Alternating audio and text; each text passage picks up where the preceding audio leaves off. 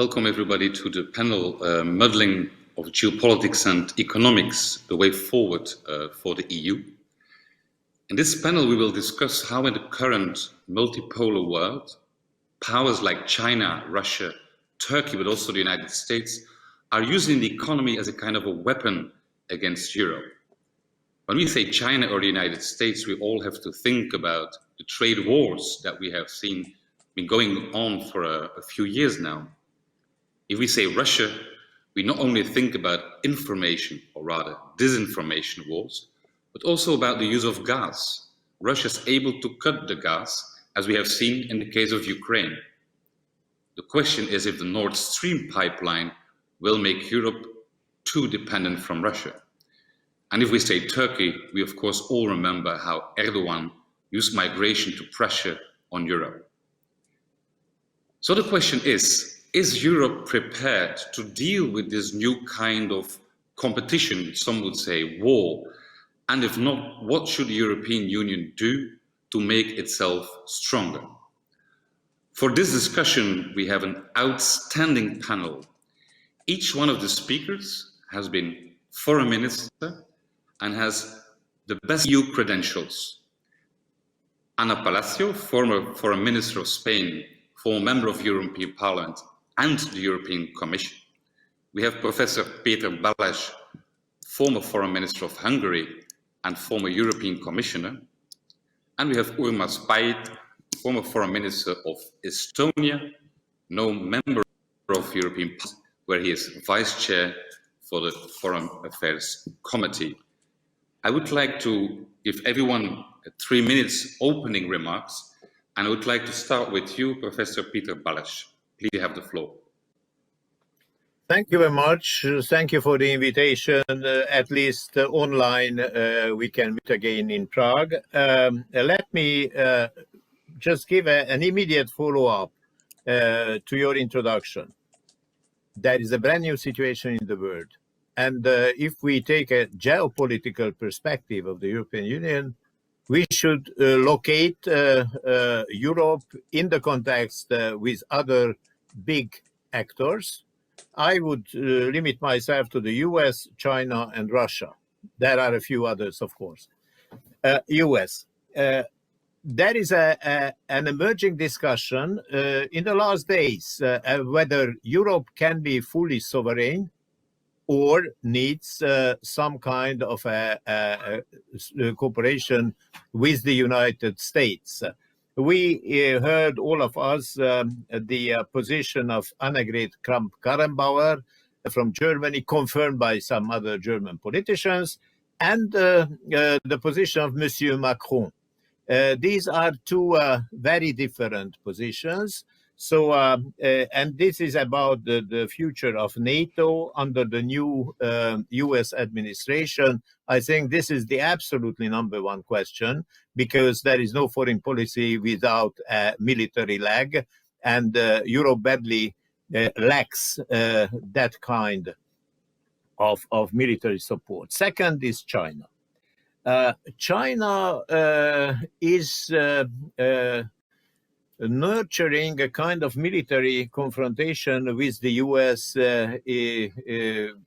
but not with EU. With EU, we have this very interesting expansion of China through the Silk Road, and I find it rather worrisome that China takes the courage to call together EU member states and direct neighbors of the EU on EU territory on its own, without a cooperation dimension with the EU, in spite of existing agreements, and is building up a kind of a competing network. We have got our very good trans-European transport networks with rather good financement behind, with perspectives to 2030 and 2050. And China is making something parallel. The textbook example to this is the Budapest-Belgrade railway connection, initiated by China, followed by Hungary, independently from the EU perspective. And finally and last, Russia. Russia is has been hesitating between two positions. One is competing with the West or copying the West. The Eurasian structure, which is not very successful, is a kind of a copy of the European Union, similar institutions and similar objectives. Or competing in military terms with NATO and with the US being there in Syria, being a very active operator in the Middle East. China hasn't taken a clear and right position concerning Europe. Kissinger warned Europe to turn east and proposed a kind of a new alliance with the US. I think these are the main dimensions of our geopolitical position now. Thank you. Oh, thank you very much, Professor Balázs. If you allow me to have one follow-up question I would like to focus on one point, which is the railway that was done in connection between Hungary and China. How, in your opinion, should the EU react to this? In two ways. In its dialogue with China and the internal relationship between EU Commission and Hungary. With China, there should be a very clear suggestion that if you enter our home, Europe, if you enter our territory, you are holding meetings in Bucharest, Budapest, and Warsaw with EU members. Please advise us first, and please invite the European institutions in accordance with existing agreements between the EU and China. This would be one message. The second one, a family affair with Hungary. Hungary benefits from the European trans networks. There are several lines crossing the territory of Hungary, coming from Vienna going to Romania, coming from Slovenia going up to Ukraine, and so on. Yes, there is one connection which is missing from the European map. This is the Warsaw-Budapest-Belgrade connection. It should be on the map, but it is not a high priority of Europe.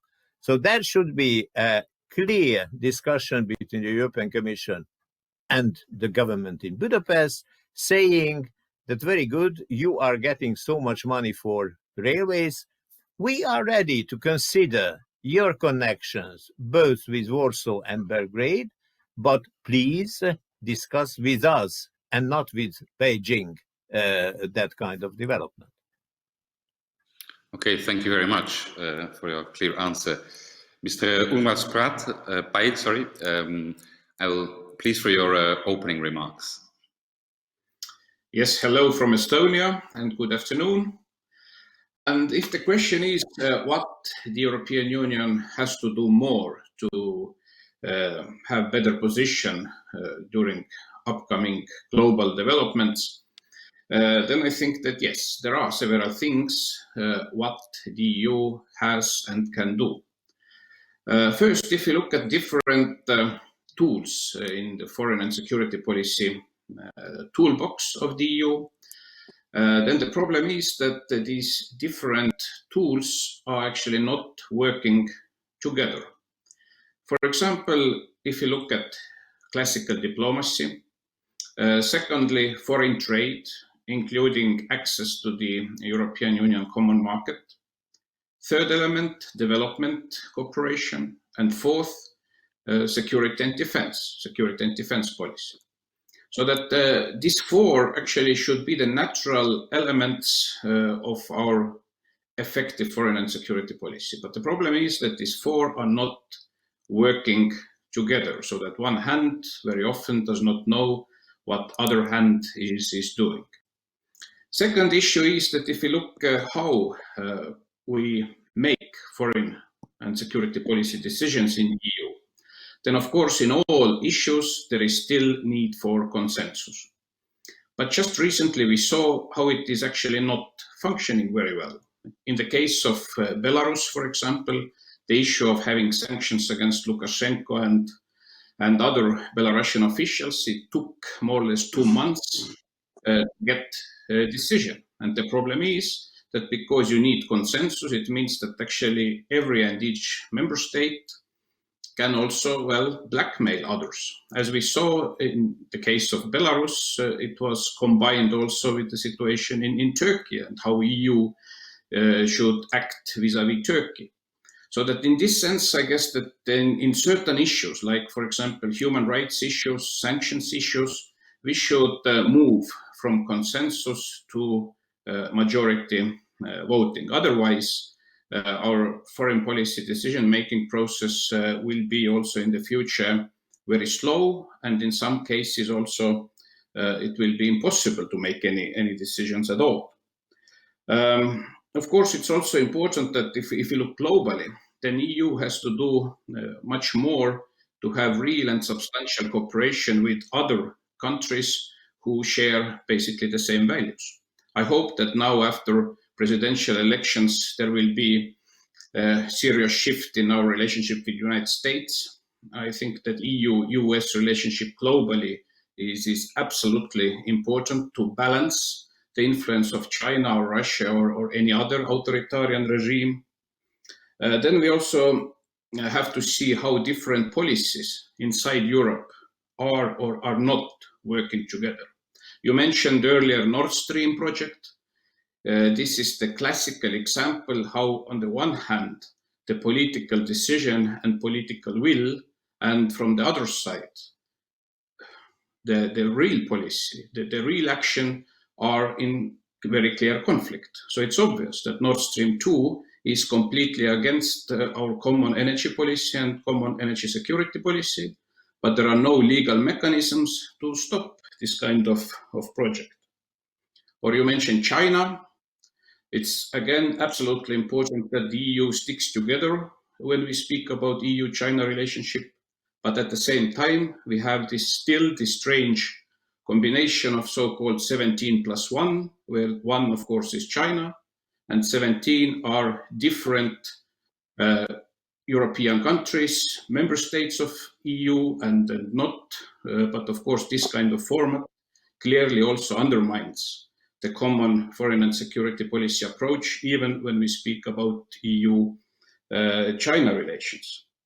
And finally, as the common market and access to the EU common market is one of the highest, well, elements of motivation for others to be interested in EU, then here again, I guess we have to make some changes, because if you look at the moment, the competition situation, how, for example, European companies can get access, to competitions in China, for example, and how Chinese companies can get it in Europe, then it's simply unfair. In this sense, here we see concretely how EU businesses and companies are not on equal footing, for example, with China, but it applies also to other spheres, be it aviation, where European companies and companies of China or Gulf countries are not on equal footing, and so on and so on. So that in final end, yes, European Union has and must do much more to be better positioned during upcoming, global developments. Thank you. Thank you very much. Also allow me to have one quick follow-up question. I mean, you have been foreign minister for many years from Estonia. Do you think that the European Union, or the majority of the countries within the European Union, are actually underestimating the Russian regime, Russian politics, geopolitically, but also disinformation and so forth? Is there an underestimation by which, for example, Nord Stream 2 has been made possible? Well, I don't think that it's the case anymore. I don't think that European countries are underestimating, present Russian regime after all what happened with Ukraine, also all what happened in Syria, and so on and so on. So that it's not about underestimating. Unfortunately, yes, you mentioned the case of Nord Stream. Here we simply see a conflict of some very clear business or practical business interests in conflict with actually the political interest and political understandings. But in overall picture, also, if we look how majority of the EU now acted when it was the case of poisoning of Navalny, for example, and Germany offering its medical medical environment in the hospital and so on and so on. If we look how actually in principle substantially the EU or majority of the EU acted to events in Minsk and Belarus, which of course has direct link also to Russia. So that my short answer is that no, I don't think that anymore there is any space left to underestimate present Russian regime. Thank you very much, Spide. Then please, we go to Ana Palacio. Please, your 3 minutes of opening remarks. You have the floor. Well, thank you. I could just spare the 3 minutes, and time is a scarce commodity, by saying that I agree completely with what has been said. Allow me just so to bring a different, not perspective, but emphasis in certain issues.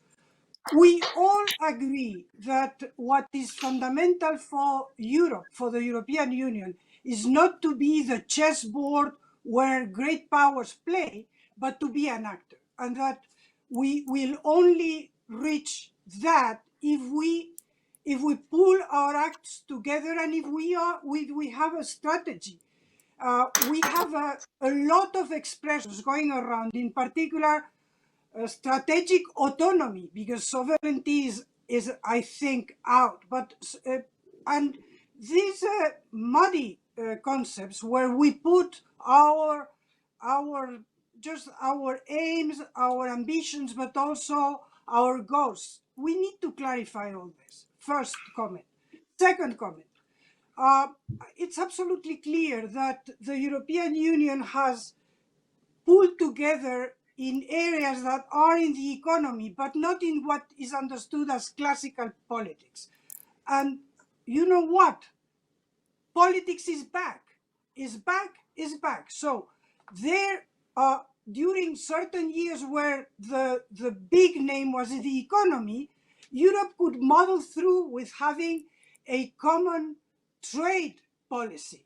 But today we need to put our act together, and the examples of Navalny and the example of Lukashenko are perfectly clear. We could give other examples, but we need to understand that unless we reach agreements on areas that are geopolitical, geostrategic, even our tools that we have, for instance, the trade policy, will not be effective.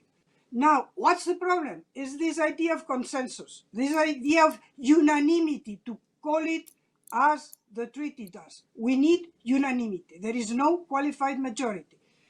And frankly, yeah, okay, being very ambitious, let's change the treaties. But frankly, I think that we need, in the meantime, to find other ways to manage in the à traité constant. So with the international primary law, with the treaty as it exists, and there, unfortunately, I don't see another solution than to use the reinforced cooperation. So to go not at 27, but to reach agreements in smaller formations.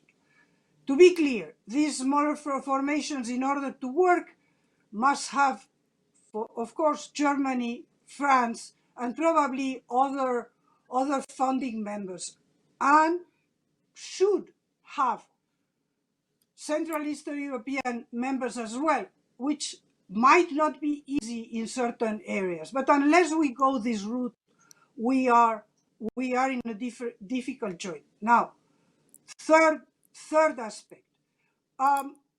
Yeah, it's clear. We need to have a geopolitical vision, a geostrategic vision, common vision, goals, and the tools to reach these goals. But underneath, we need to stand by the values that we preach, which means that in many quarters today, there is this equidistance between China and the United States, saying, well, you know, United States is gone, our transatlantic relationship is not worth any longer. And of course, I'm exaggerating, but this is what is in the end. And let's just explore the benefits that we can get by being closer to China. And this is true, but for many member states, you have mentioned a central European member. I could mention Portugal or Greece, which are on other geographies. And this is clear. We need to rebuild on very realistic terms the transatlantic relationship. And of course, realistic terms, the first thing is to understand that we will not get back to the old good days where the United States was the policeman of the world and we could have a free ride in terms of security. Which means, okay, it has been mentioned, the debate between AKK, so the defense minister of Germany, and France.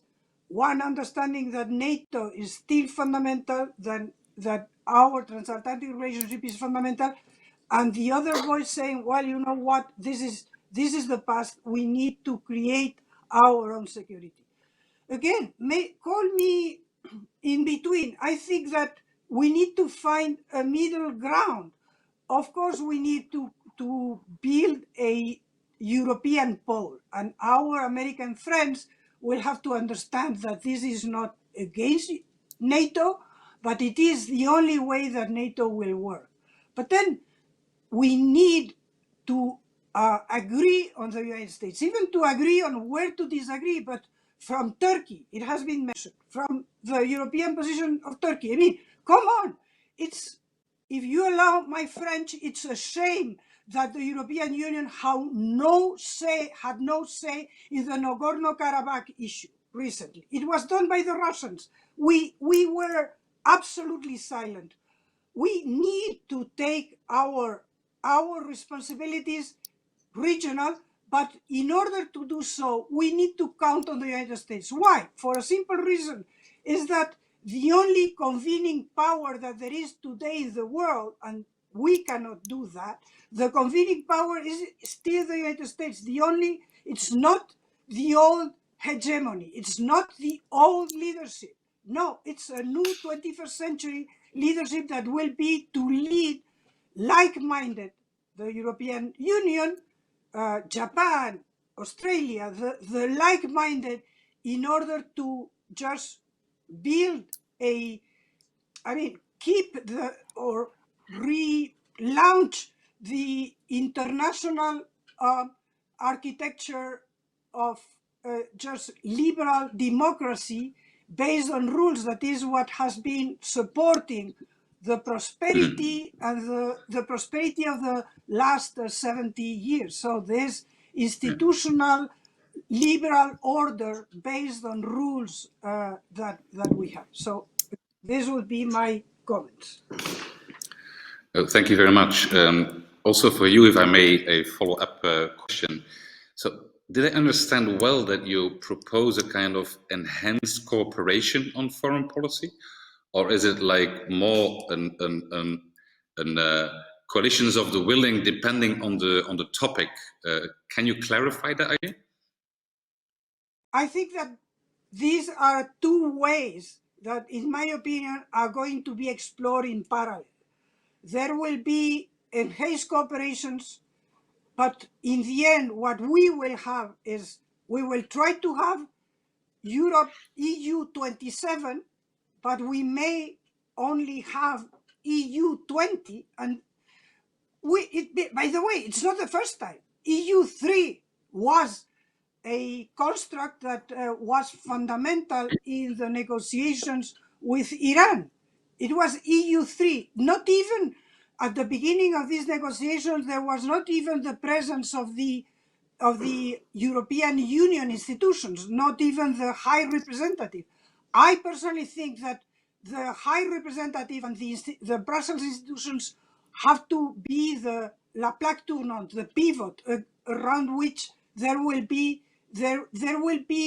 projects or declarations. And on Lukashenko, we may have a declaration, or we could have had a declaration EU 26 or 25, and this represents something in the world. And this is one way. The other way is in certain concrete areas where the treaty allows and has this procedure of enhance or reinforce cooperations, to use them for projects.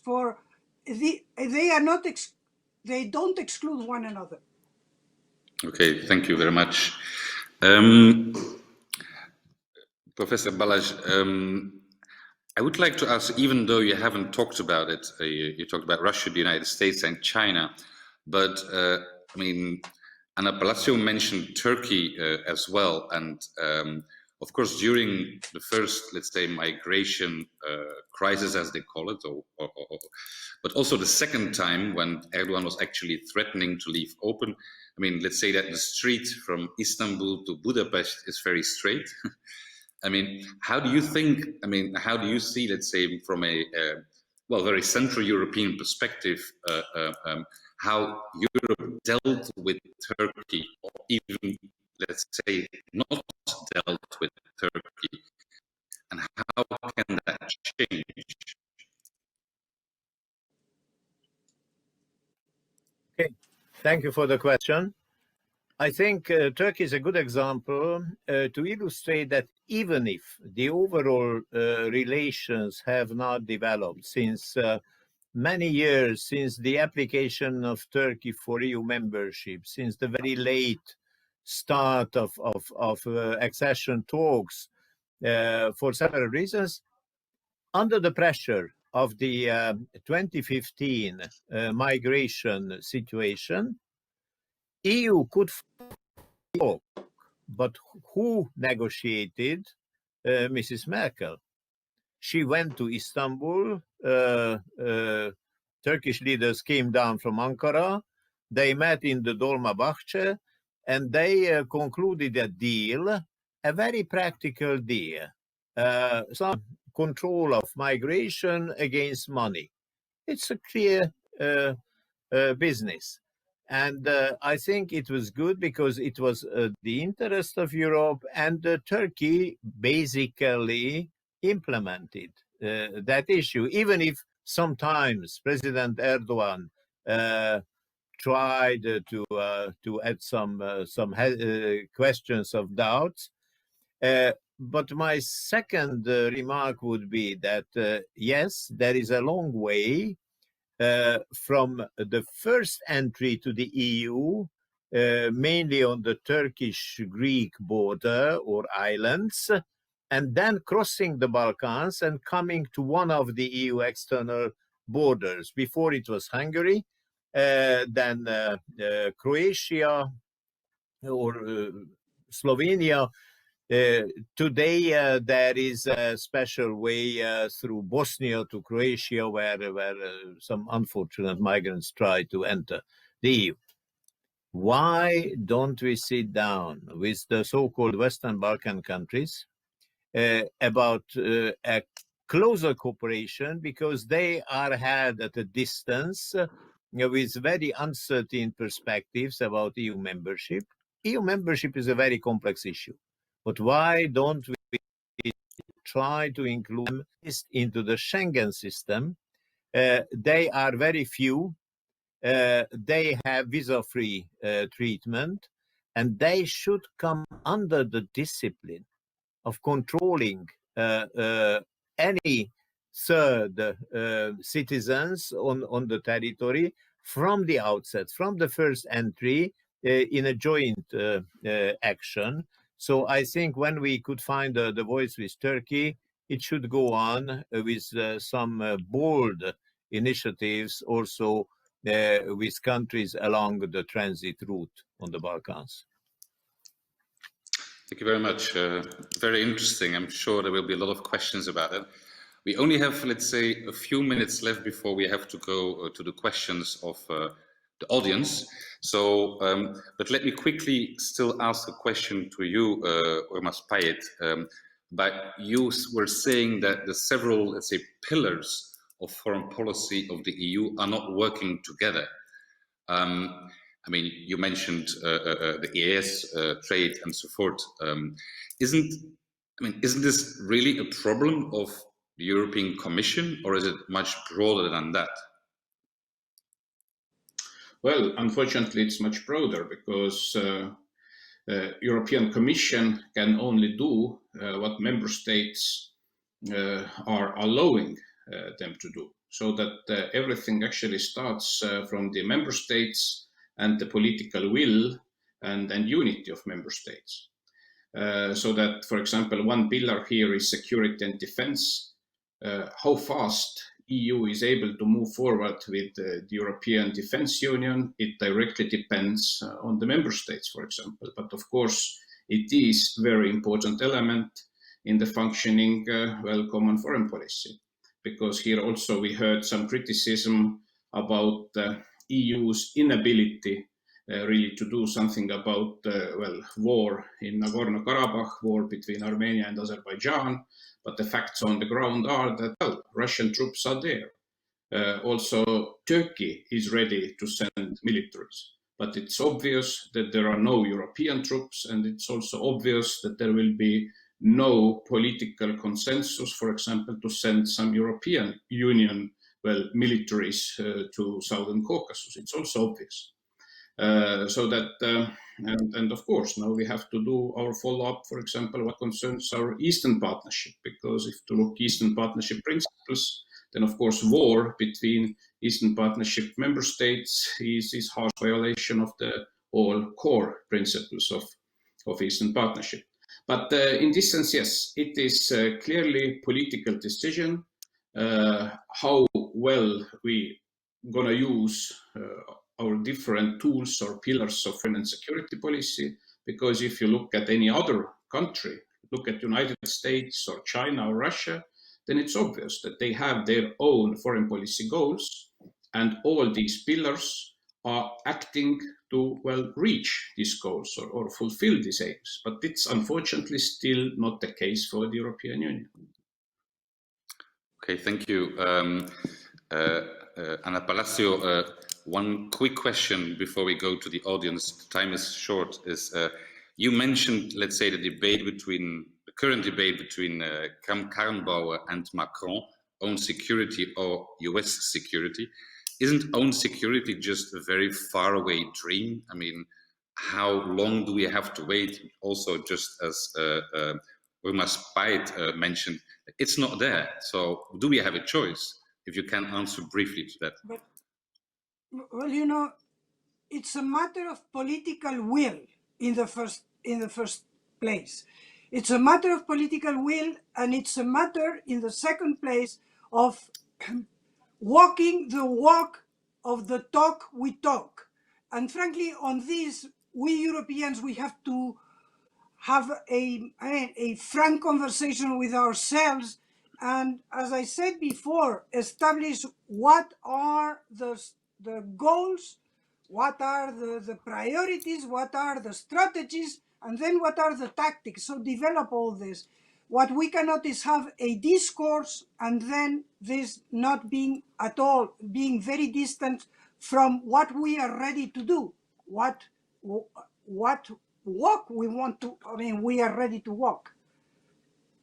Okay, thank you so much. I would now like to go back to Prague, where no doubt there have been questions from the audience to the fascinating discussion we are having here online.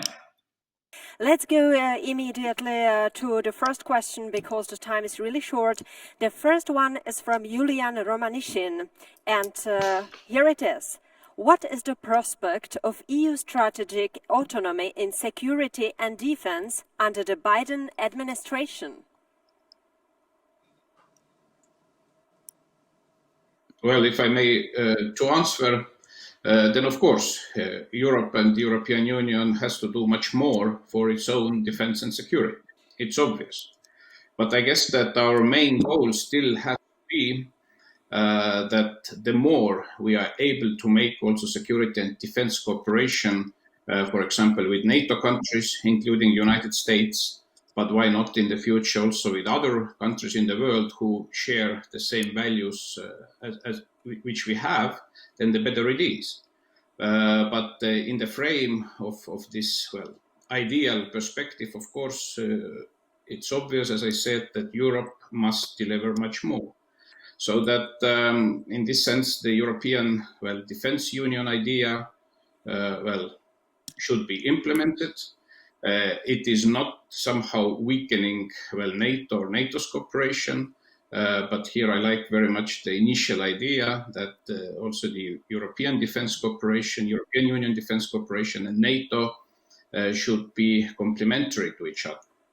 So that in this sense also now after new president in the United States is elected, I really hope that, well, also the level of trust can return to the level where it should be, but it should not mean that Europe now, well, can once again be lazy what concerns our own capability of our defense and security. So because if you compare United States and Europe or European Union, then, well, in Europe we have much more people than in the United States. The EU, all in all, is richer than the United States, so that there is actually no real excuse why EU cannot be able to, well, defend itself. Thank you very much. I'll pass the floor also to Mrs. Palacio if you want to add something or your point of view. Well, thank you. I mean, basically, I agree. I think that we have to be very clear, and I said it. We cannot expect to go to the all good days, or frankly, the representation, the rosy idea that we have about the all good days. Because honestly, speaking about differences with the United States, remember the Europeans pronounced by Nuland when she was Undersecretary responsible for Europe in the Maidan Square. So there have always been differences. We need to collaborate with them, but we need to organize our own defense. That's for sure.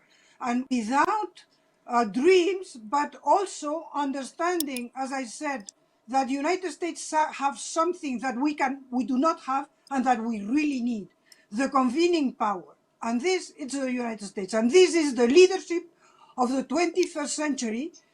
And as it happened after World War II, or even in the aftermath of World War II with Bretton Woods and the San Francisco Conference, the Europeans were fundamental, but the convening lead was American.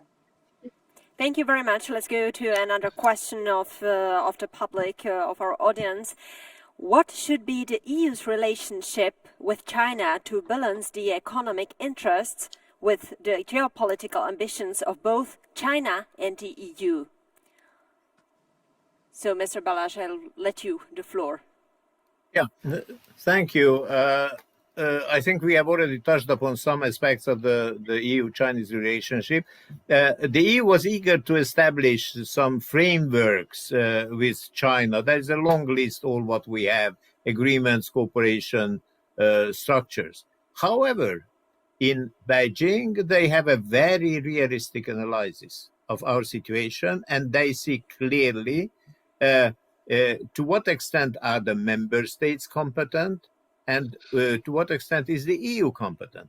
And they approach the member states one by one, try to divide our team and make special deals with the individual states. So we would need a very strong Commission position on behalf of all the competent commissioners, but not without a support of the Council, of the Member States. So the Commission should be mandated to act actively, and then maybe China would be more open to sit down with the whole of the EU.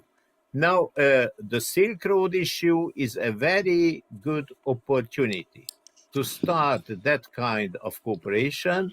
And with all due respect to Great China, not to permit to make infrastructure plans on our own sovereign territory without our consentment and cooperation. Thank you very much. I saw, Ms. Palacio, that you are waving. You agree? Do I understand well? Yeah, absolutely. I couldn't add a word.